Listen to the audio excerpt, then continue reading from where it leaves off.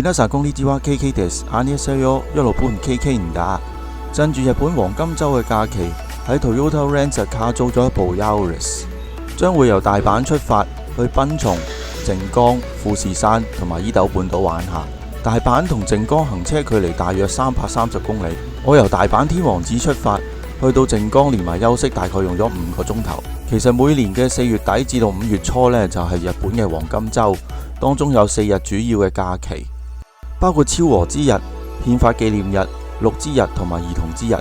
唔少日本人都會趁呢段連續嘅假期喺國內旅行嘅，所以唔少景點啊、商場啊、食肆啊都會出現大量嘅人潮，而景點附近經常都會塞車，並且出現停車場爆滿嘅情況㗎。所以如果大家嚟日本旅行呢，不妨考慮下避開黃金週呢個檔期。但係好彩租車公司冇因為黃金週加價喎，3日租車費加上意外全保，總數26,730 yen， 平均每日508蚊，價錢都合理啊。不過喺日本揸長途車呢，要同時考慮埋高速公路嘅費用㗎。今次由大阪去靜岡呢，路費大概就9400 yen 啦，即係差唔多要港幣536蚊㗎。如果想慳錢呢，當然大家可以選擇行國道1號啦，但係就需要大概7至8個鐘頭嘅行車時間啦。不過自駕遊的確有唔少好處嘅，嚟到關東地區，如果遇到好嘅天氣，可以一路揸車一路欣賞遠處嘅富士山，而我就好中意一路嘆咖啡一路享受駕駛樂趣啦。跟住我哋介紹一下靜岡縣，佢位於日本中部東海地區，主要政令指定都市係靜岡市。當中最出名嘅景點呢，莫過於富士山啦。中意行山嘅朋友可以由4條唔同嘅登山路線上山，唔中意咁辛苦嘅朋友可以去到三島市嘅大吊橋都可以望到富士山㗎。條橋全長400米，係日本最長嘅步行專用吊橋。天氣好嘅時候仲可以望到伊豆半島添。靜岡其他景點包括白絲瀑布、田貫湖、夢之吊橋同埋天窗洞。呢4個靚景都係由靜岡必到嘅景點嚟㗎。除咗景點之外呢，靜岡嘅名人呢就有櫻桃小丸子。我意思係動漫呢一個小丸子啊。而喺清水市就有一個櫻桃小丸子樂園，裏邊唔單止有校園同埋小丸子屋企嘅場景俾大家影相，仲有唔同角色嘅玩具同埋紀念品發售。所以小丸子嘅 fans 不妨去到清水港嘅 S-Pulse Dream Plaza，坐電梯上廣場嘅3樓就可以去到呢一個樂園㗎啦。除咗以上提過嘅景點之外呢，其實靜岡嘅模型都相當出名㗎喎。如果中意模型嘅朋友就千祈唔可以錯過跟住落嚟重點介紹嘅靜岡 Hobby Square 啦。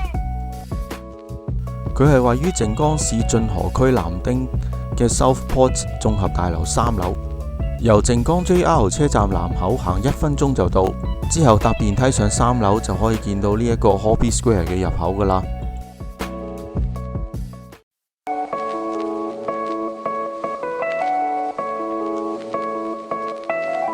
呢一個就係開館時間，雖然佢只係得1層，但係入場費全免。唯一要注意嘅呢，就係佢星期一會休館嘅。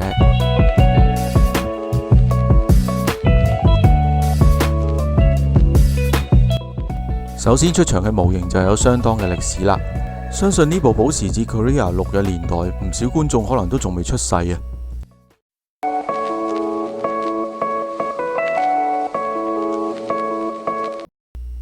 講到模型當然唔可以唔提高達啦。喺呢度我哋可以見到 F91 嘅原色 parts。除咗呢一個2set Gundam之外，跟住落嚟我哋睇一睇機動戰士系列。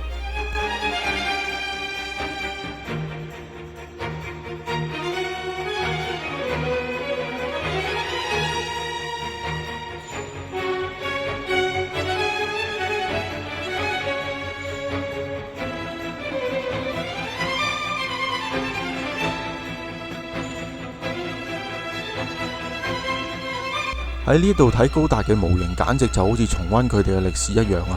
如果中意高達嘅朋友，有乜可能唔感動啊？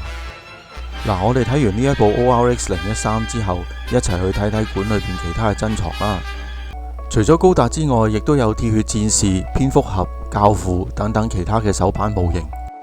既然啲手板有 Top Gun 就順手擺2部美軍嘅戰機喺度啦。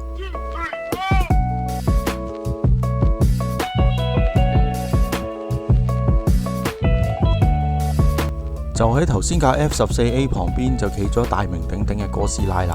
原來唔經唔過1989年面世之後，大怪獸已經34歲啦。呢一個館之所以免費入場，全靠係一啲團體捐獻同埋贊助，而呢一個展櫃就係團體捐贈嘅模型，所以主題呢比較多元化啲㗎。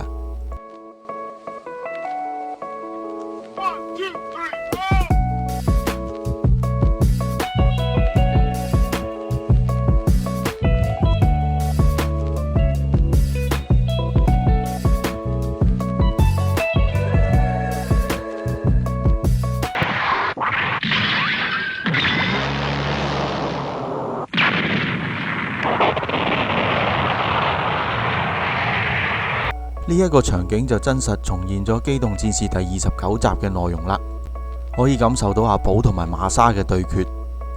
嗱，講到模型啊，當然包括車啦。喺呢一度呢，有好多唔同嘅車種，包括落場版嘅跑車啦、私家車啦、貨車啦，唔同價錢、唔同檔次、唔同功能，甚至乎唔同年代嘅車都有。另外亦都配合唔同嘅場景，將現實重現喺大家嘅眼前。GTR 啦、NSX 啦，部部都係男人嘅夢想嚟㗎。如果覺得剛才嘅車太遙不可及呢，就可以欣賞下呢一啲日本街道經常都見到嘅車種啦。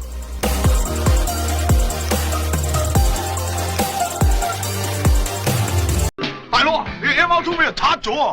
唔係啊嘛，邊個咁沙漠？大佬啊，使唔使報警啊？你啲戇居嘅，我哋古惑仔嚟噶嘛，唔見車梗係去西貢揾大傻啦。咁啊，唔使去到西貢咁遠嘅，而家現場呢度就有一部啦。除咗 MR2 之外，現場亦都有唔少其他出名嘅 JDM， 每部車都有佢嘅故事，令人記起唔少回憶。不過講到回憶啊，當然要講下呢部路筍10代啦。除咗個頭唇之外啊，同我香港部車簡直一模一樣。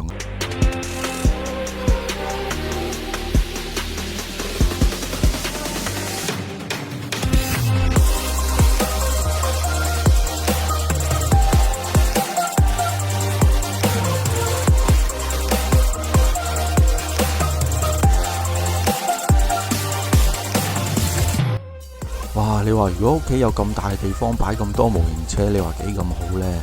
我相信呢個係住喺城市嘅男士共同嘅夢想。跟住落嚟，我哋就去欣賞一下喺模型界相當出名一個 B 字頭品牌嘅旗下產品。只要係模型玩具愛好者啊，一定係為呢個品牌投放過唔少資金㗎。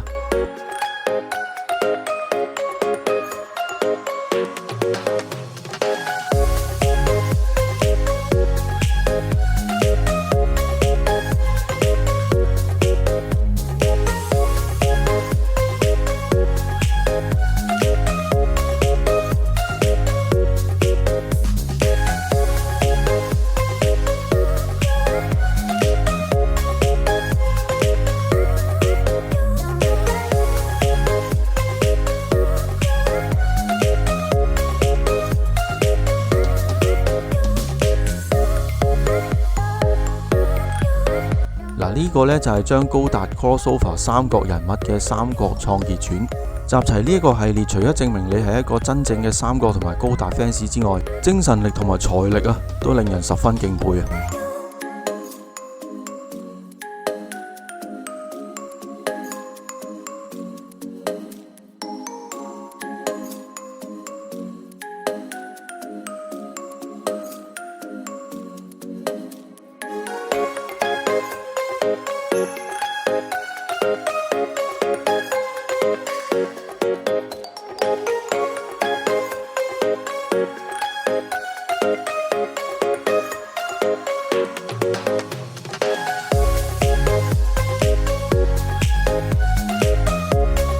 嗱，呢兩個就係大橋同埋小橋啦，係需要配合一啲想像力嘅。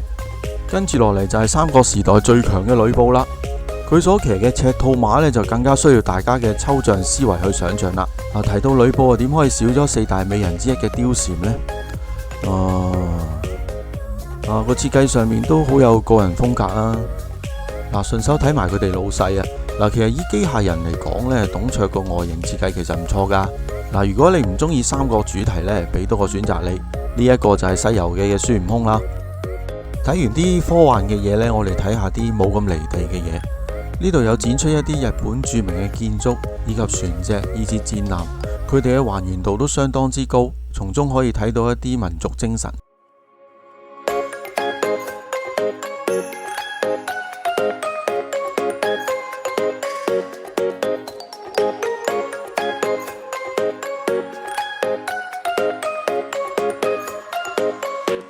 而家喺鏡頭前面嘅就係四驅車啦，直到而家日本都仲有唔少人喺四驅賽道上面追夢，喺商場同埋玩具店有賽道俾人切磋，唔少嘅男士都將佢視為親子活動。嗱，就唔係所有模型呢都係隔住個玻璃嚟睇嘅，喺呢一度就有渣古同埋高達嘅模型啦。